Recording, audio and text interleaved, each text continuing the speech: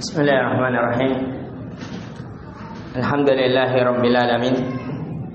Wassalatu wassalamu ala Rasulillah ma ba'd. Allahumma anfa'na bima 'allamtana wa 'allimna ma yanfa'una wa zidna ilman. Assalamualaikum warahmatullahi wabarakatuh.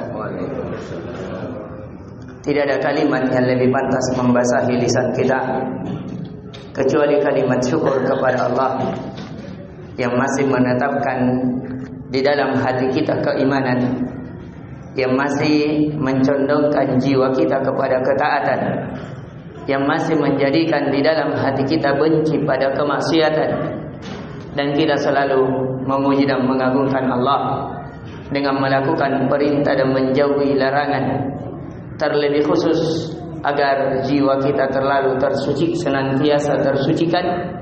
Dan itulah hakikat ibadah yang Allah inginkan. Karena seluruh ibadah fungsinya adalah mensucikan jiwa. Ibadah solat agar mensucikan penghambaan seorang hamba kepada Tuhannya. Fungsinya zakat agar mensucikan harta seorang hamba dan mensucikan jiwanya dari sifat kikir. Fungsi dari zikir agar fikiran seorang hamba, hati seorang hamba senantiasa tersucikan dan teragungkan menuju dan tersambung kepada Allah Subhanahu wa ta'ala. Dan di pertemuan kali ini tetap kita melanjutkan dari pertemuan sebelumnya dalam mengkaji kitab Ahadisu Islahil Qulub, perkara-perkara yang memperbaiki hati. Sekali lagi, menata hati adalah pokok dari keimanan seorang hamba. Karena keimanan letaknya di hati, ketaatan letaknya di hati, keikhlasan letaknya di hati, kembali kepada Allah, cinta kepada Allah, pengagungan kepada Allah, kelezatan beribadah, itu seluruhnya letaknya di hati. Maka perlu untuk senantiasa hati itu ditata. Walaupun besar amalan seorang hamba dalam pandangan manusia, akan tetapi ketika di dalam hatinya kecil, maka itu nilainya kecil di hadapan Allah.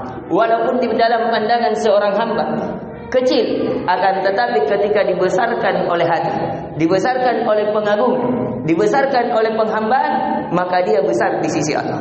Maka perkara hati adalah perkara yang fundamental, perkara yang senantiasa harus ditata oleh seorang hamba. Dan di pertemuan kali ini kita tetap mengkajikan dari kitab karya Profesor Dr. Syekh Abdul Razak Al-Abbad Al-Badari, salah satu pembicara di Masjid Makkah dan Madinah. Dan alhamdulillah kita telah memasuki dari bab yang ke-33. Kata beliau, min ahadisu islahil qulub, di antara yang memperbaiki hati adalah al-firaru ilallahi jalla wa ala, yaitu seseorang melarikan dirinya kepada Allah, senantiasa kembali kepada Allah walaupun kita dalam keadaan bergeliman dosa. Mungkin di antara kita sudah banyak membunuh, mungkin di antara kita sudah banyak menzinai wanita, mungkin di antara kita sudah banyak mencuri, atau mungkin di antara kita bergeliman dosa-dosa dan maksiat. Sedikit ketaatannya, jangan pernah la taqnatu an rahmatillah. Kata Allah Azza wa Jalla, jangan kalian berputus asa terhadap rahmat Allah. Kita berdalilkan dengan seseorang yang diceritakan oleh Nabi sallallahu alaihi wasallam dalam hadis yang sahih yang diriwayatkan oleh Imam Muslim. Pernah ada seseorang yang telah membunuh 99 jiwa.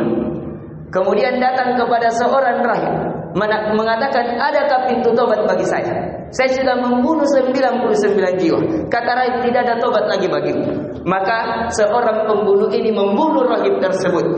Menjadilah 100 orang yang dia bunuh. Kemudian karena jiwanya senantiasa dipalingkan ingin bertobat, menyesali dosa-dosanya sebelum ajal menjemputnya, dia takut ketika menghadap kepada Allah ditanyakan segala perkara yang dia lakukan, maka dia terus pergi mencari guru. Mendapatkanlah seorang pendeta, seorang Nasrani, seorang ahli kitab yang ditanyakan kepadanya, adakah pintu tobat bagi saya?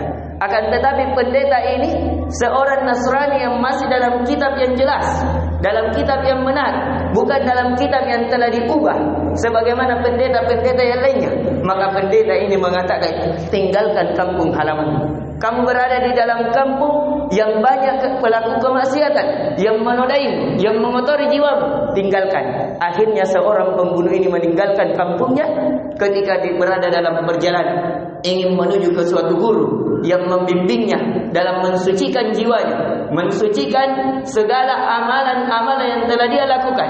Dengan dia bertobat, jujur dalam tobatnya, akhirnya di perjalanan ajal menjemputnya. Maka berselisihlah dua malaikat mengatakan bahwa ini adalah jiwa-jiwa yang diazab. Maka malaikat yang azab, malaikat maut yang mengazab, ingin mengeluarkan dari jasad dan ruhnya dengan keras. Akan tetapi malaikat rahmat mengatakan dia sudah bertobat, Allah sudah merahmatinya. Maka dia berselisih. Kemudian Allah mengirimkan malaikat yang ketiga agar menengahi. Kata Allah berfirman kepada malaikat tersebut, ukur jarak di mana yang paling terpanjang, apakah di tempat dia bermaksiat atau tempat menuju tobatnya. Ternyata berbeda hanya sejengkal. Antara tempat tobatnya lebih jauh sehingga dia dirahmati oleh Allah dan dimasukkan ke dalam surga Allah Azza wa Jalla. Disinilah arti dari kandungan seseorang harus senantiasa kembali kepada Allah. Karena kata Nabi sallallahu alaihi wasallam, at-taibu minadz dzam kama la dzambalah. Seseorang yang bertobat dari dosa seakan-akan tidak berdosa. Maka dari itu bukan seseorang yang dikatakan soleh orang yang tidak memiliki dosa, tidak. Orang yang soleh adalah orang yang ketika jatuh dalam dosa dia kembali kepada Allah. Dan ketika seseorang kembali kepada Allah dengan sendirinya, apalagi dia beristighfar, dia menyesali dari perbuatannya, dia berjanji tidak mengulangi lagi, dia bertobat sebelum matahari terbit dari tempat tenggelamnya, dia bertobat sebelum nyawa di kerongkongan, dan dia jujur mengubah keburukannya dengan kebaikan, insyaallah taala innallaha yuhibbut tawwabina wa yuhibbul mutatahhirin. Sesungguhnya Allah sangat mencintai orang-orang yang senantiasa bertobat dan senantiasa mensucikan dirinya dengan dia bertobat kepada Allah Azza wa Jalla. Ini yang bisa kita berikan, inti pelajaran yang bisa kita petik, bahwasanya kembali kepada Allah dengan seseorang bertobat kepada Allah di antara sebab yang mensucikan jiwa seorang hamba. Semoga bermanfaat dari apa yang kita berikan.